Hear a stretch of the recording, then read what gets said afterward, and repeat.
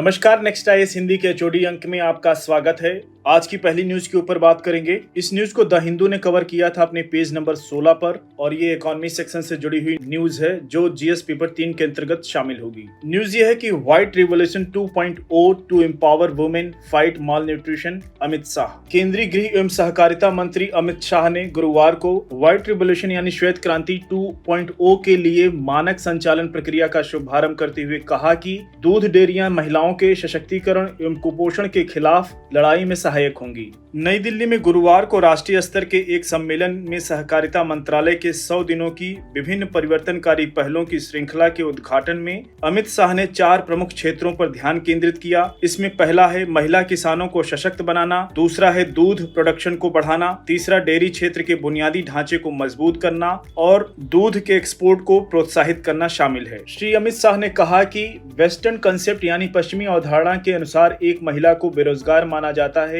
भले ही वह घर का सारा काम करती हो, लेकिन वह इससे असहमत हैं। उन्होंने कहा व्हाइट रिवोल्यूशन 2.0 देश की खरीदारी में लगी महिलाओं को फॉर्मल एम्प्लॉयमेंट में शामिल करने में सहायता करेगी, क्योंकि पैसा उनके बैंक अकाउंट में ट्रांसफर किया जाएगा, जमा किया जाएगा। अब बात कर लेते हैं इस योजना का उद्देश्य क्या है। कोऑपरेटिव सोसाइटीज यानी सहकारी समितियों के नेतृत्व में मौजूदा खरीद 660 लाख लीटर प्रतिदिन से बढ़ाकर 1000 लाख लीटर प्रतिदिन करना है। केंद्रीय मत्स्य पालन एवं पशुपालन, डेयरी एवं पंचायती राज मंत्री राजीव रंजन सिंह भी शुभारंभ के अवसर पर मौजूद थे। उन्होंने कहा कि श्वेत क्रांति 2.0 को लॉन्च किया गया। दूध के प्रोडक्शन में भारत का स्थान पहले नंबर पर है। इससे पहले भारत से पहले डेनमार्क हुआ करता था, अभी भारत पहले नंबर पर है। अगली न्यूज की ओर बढ़ेंगे। इस न्यूज को ऑल इंडिया रेडियो ने कवर किया था। हेल्थ सेक्शन से जुड़ी हुई न्यूज है जो जीएस पेपर 2 के अंतर्गत शामिल होगी। न्यूज ये है कि WHO यानी विश्व स्वास्थ्य संगठन ने जॉर्डन को लेप्रोसी यानी कुष्ठ रोग को समाप्त करने वाला दुनिया का पहला देश घोषित किया,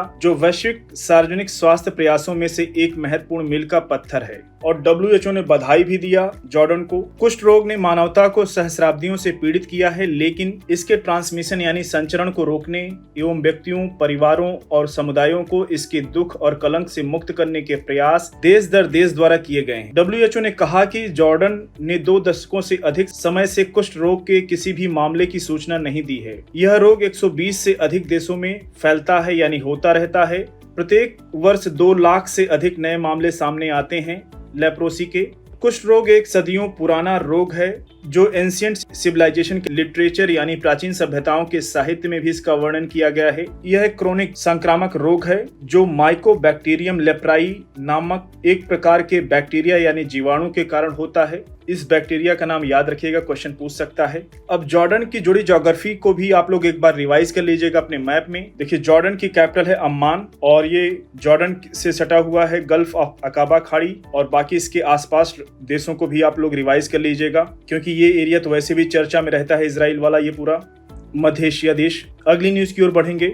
इस न्यूज को इंडियन एक्सप्रेस ने कवर किया था अपने पेज नंबर 10 पर। एनवायरमेंट सेक्शन से जुड़ी हुई न्यूज है जो जीएस पेपर 3 के अंतर्गत शामिल होगी।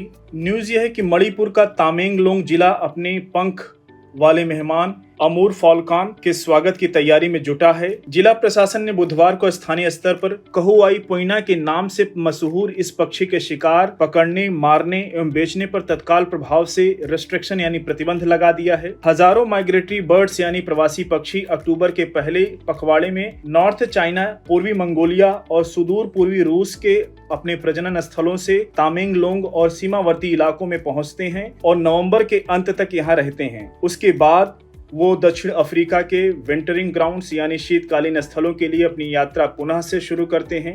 जिला मजिस्ट्रेट द्वारा जारी आदेश में एयरगन के मालिकों को अपने शिकार के हथियार संबंधित गांव के अधिकारियों के कार्यालय में जमा करने का निर्देश दिया गया है। वाइल्ड लाइफ यानी वन्य जीवों, जिसमें खास करके ये माइग्रेटरी बर्ड अमूर फॉल्कन बाज का भोजन, कब्जे या अन्य किसी भी तरह के अवैध शिकार करने या उनको दंड देने पर वाइल्ड लाइफ एक्ट 1972 यानी वन्य जीव संरक्षण अधिनियम 1972 की सेक्शन 50 और सेक्शन 51 के अंतर्गत दंडनीय अपराध माना जाएगा। अगली न्यूज की ओर बढ़ेंगे। इस न्यूज को द हिंदू ने अपने पेज नंबर 22 पर कवर किया था। साइंस एंड टेक सेक्शन से जुड़ी हुई न्यूज है जो जीएस पेपर 3 के अंतर्गत शामिल होगी। न्यूज ये थी कि अमीबिक इंसेफ्लाइटिस एक दुर्लभ लेकिन जानलेवा सेंट्रल नर्वस सिस्टम इन्फेक्शन है जो मीठे पानी, झीलों और नदियों में पाए जाने वाले मुक्त जीवित अमीबा के कारण होता है और ये न्यूज केरला की है। अमीबिक इंसेफ्लाइटिस दो प्रकार के होते हैं अर्थात PAM यानी प्राइमरी अमीबिक मेनिंगो इंसेफ्लाइटिस और दूसरा है आपका GAE यानी ग्रेनुलोमेटस अमीबिक इंसेफ्लाइटिस। PAM यानी प्राइमरी अमीबिक मेनिंगो इंसेफ्लाइटिस एक बीमारी होती है जो आमतौर पर नेग्लेरिया फाउलरी के इन्फेक्शन से होती है जो एक सूक्ष्म अमीबा है जिसे आमतौर पर ब्रेन ईटिंग अमीबा यानी दिमाग खाने वाला अमीबा कहा जाता है और ये इन्फेक्शन ब्रेन टिश्यूज को नष्ट कर देता है यानी मस्तिष्क के ऊतकों को नष्ट कर देता है जिससे अधिकांश मामलों में गंभीर ब्रेन स्वेलिंग और यहाँ तक कि डेथ भी हो जाती है। PAM यानी एक दुर्लभ है जो आमतौर पर स्वस्थ बच्चों, किशोरों और युवा वयस्कों में होता है। PAM के शुरुआती लक्षण बैक्टीरियल मेनिंजाइटिस से अलग नहीं होते हैं जबकि GAE के अंतर्गत लक्षण मस्तिष्क के यानी ब्रेन के फोड़े, इंसेफ्लाइटिस या मेनिंजाइटिस की नकल कर सकते हैं और ये इन्फेक्शन लगभग समान रूप से घातक होता है और पूरी दुनिया भर में केवल कुछ ही जीवित बचे हुए हैं। अगली न्यूज की ओर बढ़ेंगे। इस न्यूज को इंडियन एक्सप्रेस ने कवर किया था और ये इकोनॉमी सेक्शन से जुड़ी हुई न्यूज है। न्यूज ये है कि प्रधानमंत्री नरेंद्र मोदी ने वर्ल्ड फूड इंडिया 2024 में अपने संदेश में पिछले एक दशक में एक मजबूत फूड प्रोसेसिंग इकोसिस्टम के निर्माण में भारत की प्रगति की प्रशंसा की है। उन्होंने देश भर में आधुनिक यानी मॉडर्न इंफ्रास्ट्रक्चर, मजबूत आपूर्ति श्रृंखलाओं यानी फूड यानी सप्लाई चेन और रोजगार के अवसरों के निर्माण पर जोर डाला। प्रधानमंत्री मोदी ने भारत की वाइब्रेंट और डाइवर्स फूड कल्चर यानी जीवंत और विविध खाद्य संस्कृति पर जोर दिया। देश की पाक परंपराओं को आकार देने में किसानों की भूमिका को भी श्रेय दिया। उन्होंने फूड सेक्टर में स्थिरता यानी खाद्य क्षेत्र में स्थिरता, सुरक्षा और नवाचार के लिए वैश्विक मानक स्थापित करने में भारत की सहायता करने के लिए इनोवेटिव पॉलिसीज और मॉडर्न टेक्नोलॉजी के महत्व पर भी जोर दिया। फूड प्रोसेसिंग में 100% FDI है, आप जानते हैं।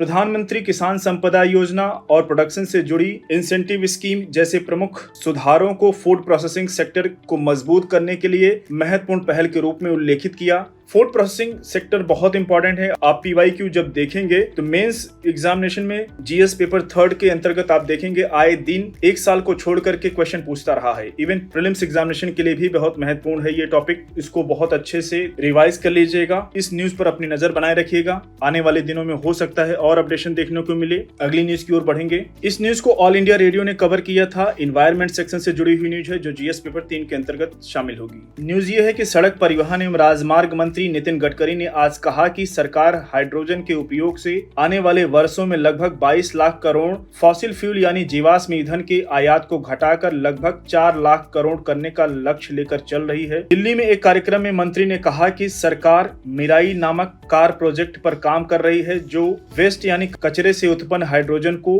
ईंधन के रूप में इस्तेमाल करेगी। उन्होंने यह भी कहा कि बायोटेक्नोलॉजी के यूज से हाइड्रोजन का उत्पादन यानी प्रोडक्शन सस्ती दर पर हो सकता है और मंत्रालय ने भारत को ऊर्जा निर्यातक देश बनाने के लिए $1 प्रति किलोग्राम की दर से हाइड्रोजन का उत्पादन करने का लक्ष्य भी रखा है। श्री गडकरी ने कहा कि राष्ट्र निर्माण में कृषि के महत्व और किसानों को न केवल अन्नदाता बल्कि ऊर्जा डेटा, ईंधन डेटा और हाइड्रोजन डेटा बनाने के विजन के बारे में बात की जिसमें बायोएथेनॉल बनाने के लिए पराली का उपयोग किया जाएगा।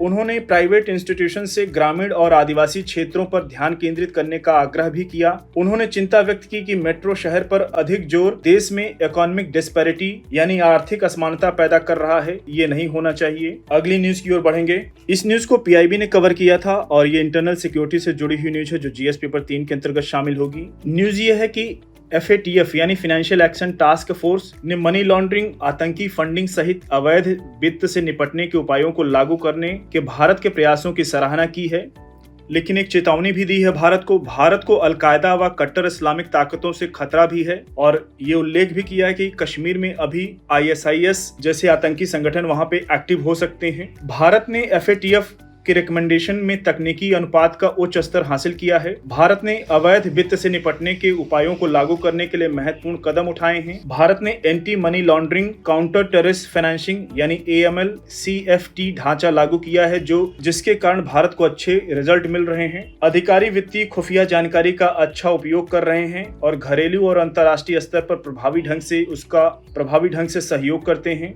FATF ने भारत को रेगुलर फॉलोअप यानी नियमित अनुवर्ती सूची में रखा है, जो FATF द्वारा हाईएस्ट रेटिंग कैटेगरी होती है। G20 देशों में से केवल UK, फ्रांस और इटली हैं जिन्हें भारत के अलावा इस श्रेणी में रखा गया है। भारत ने वित्तीय समावेशन में महत्वपूर्ण कदम उठाए हैं। बैंक खातों वाली आबादी के अनुपात को दोगुना से अधिक कर दिया है। डिजिटल पेमेंट सिस्टम पर अधिक निर्भरता को प्रोत्साहित किया है। भारत ने इन प्रयासों में वित्तीय पारदर्शिता का समर्थन किया है, जो बदले में एंटी मनी लॉन्ड्रिंग और काउंटर टेररिस्ट फाइनेंसिंग यानी AML और CFT प्रयासों में योगदान दिया है। तो भारत के प्रयासों को सराहा है FATF ने। तो ये इंपॉर्टेंट न्यूज है, इस पर नजर बनाए रखिएगा। साथियों, आज के HOD अंक को यहीं पर समाप्त करते हैं। मिलते हैं नेक्स्ट अंक में कुछ और इंपॉर्टेंट न्यूज के साथ। तब तक जुड़े रहिए नेक्स्ट आइज हिंदी के साथ। धन्यवाद।